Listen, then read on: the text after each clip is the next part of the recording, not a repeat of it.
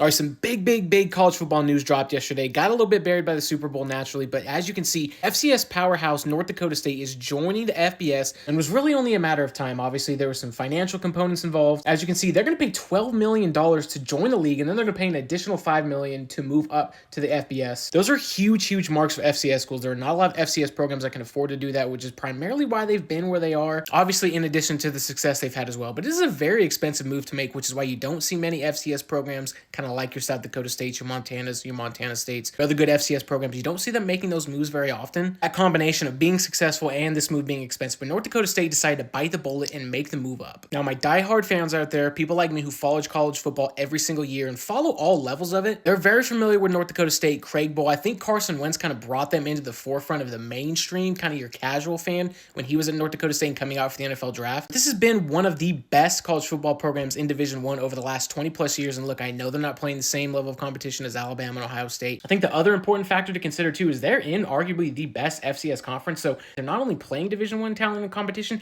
but they're playing some of the best across the entire FCS, and they've still put together a resume like this. This is a really big deal. Look at how much talent they've developed. I mean, this is amongst all non-Power 4 programs. They are the second best behind only Boise State, who we did see on the previous image. Of course, they've had a ton of success over the last 20-30 years. Gray Zabel just won a Super Bowl as the starting left guard and a first-round pick for the Seahawks. And NDSU generally does a pretty good job of warding off the Power 4 programs in the transfer portal era and keeping those guys in their program, developing them for the next level. Now, of course, they do have a handful that not only enter the transfer portal, but generally transferred up to the FBS level. But one of the guys they did a really good job of retaining and developing was their most recent quarterback, Cole Payton, who's expected to be kind of a pretty trendy, attractive day 3 pick. He had a very impressive resume. Again, they've had the likes of Carson Wentz, your Easton Sticks. They had Cam Miller last year. So it's really no surprise that the most accomplished FCS program over the last 2 decades has been very strong at the quarterback position. Again, if you're an NFL draft enthusiast, if you're an NFL draft fan, I highly encourage you to go turn on Cole Payton's film. He is definitely going to have a shot to hear his name called in the 2026 NFL draft. So a lot of the pundits and talking heads and national college football media are kind of making them the trendy pick to win the Mountain West this year, especially after some of the better programs left for the Pac-12. This is the new Mountain West Conference heading into 2026 prior to North Dakota State's announcement. But they are having to replace a number of key pieces. Now, they've done it before. They don't necessarily replace. They usually just reload.